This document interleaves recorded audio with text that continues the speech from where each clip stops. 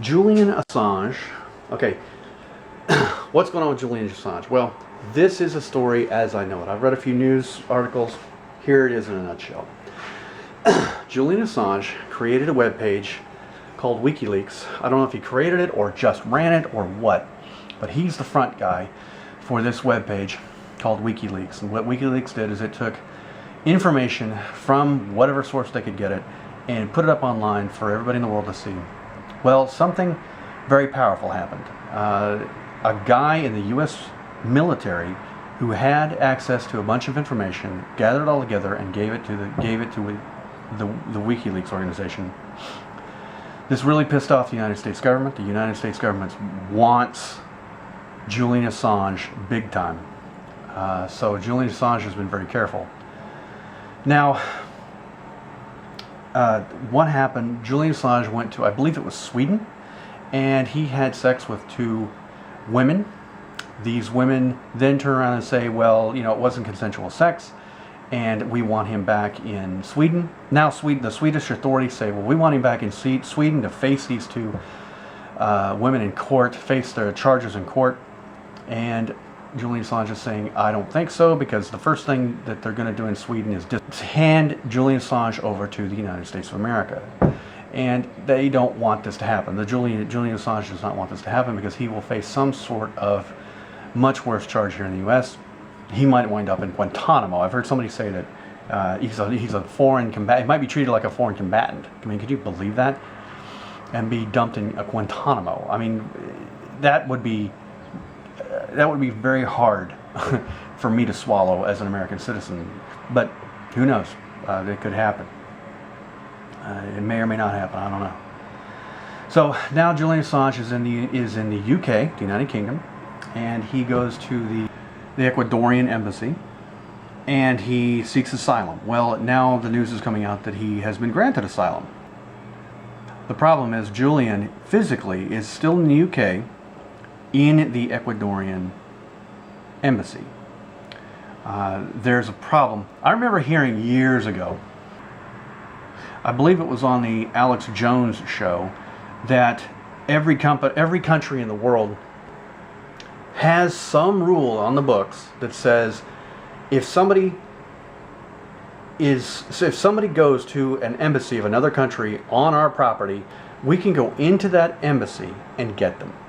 Every country has these rules. There are these little obscure laws that way if somebody high up enough defects and goes to this embassy, they can go in and get them.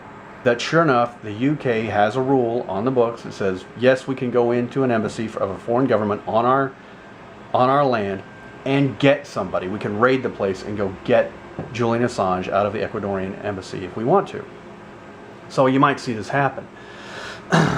The idea of them doing that would make them look bad, because the whole idea of having an embassy is to have a little bit of your country's property in another country. That way, diplomatic relations, diplomatic transactions, this sort of thing, you have to be very, very careful about local rules and not getting stuck in a foreign country and being allowed to do your business in another country on a government level. So if the United Kingdom goes into the Ecuadorian embassy and gets Assange before they're able to get him out of there, what this will say is that, hey, the UK is willing to violate any country's sovereignty on their own property, regardless of what all of these treaties and diplomatic rules and all these things say. They'll just go in and do what they want to do and not listen to what the Ecuadorians want to happen, what the Ecuador people want to happen. So it would look very bad for the UK to do this. So what's going to happen? What do I think is going to happen? Well, what I think is going to happen is Julian's going to sit on this for a little bit, and then they're going to try to sneak him out, and he will get nabbed while trying to sneak out of the embassy. When he sneaks out, when they try to get him out of the embassy, he'll be arrested and sent to Sweden. Something will happen with those charges, but he will be expedited from Sweden to the United States. And once he's here, he will be treated like crap, and I'm not sure what the rules are. I'm not sure what laws he violated, but I know there are some out there. I know they've happened. In the United States, I've been told, I can't prove this, but there are laws against releasing any information that you think might be classified. If the United States government has classified something, if you have any reason to believe it might have been classified, it's illegal to let it go to anyone except the United States government. There are laws about that. Now, I'm not sure that's the fact. That's what I've been told. We'll see. So that's what I think is going to happen.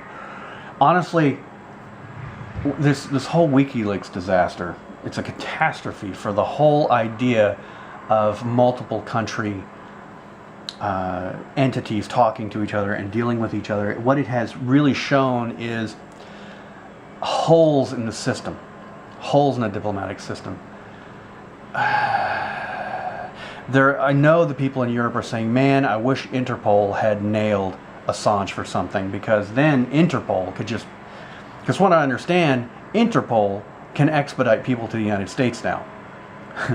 For one thing, because from what I understand, now that the United States signed some treaty somewhere, the U.S. can just simply hand someone over to Interpol, or someone in another country can hand someone over to Interpol, and they can just transfer prisoners back and forth. I'm not sure, but I think that's what some of these treaties have actually made happen. I don't know the rules. I need to find out the rules, just because I'm curious, not because I plan on pulling a WikiLeaks or anything. But anyway, if you have different opinions or facts, let me know in the description.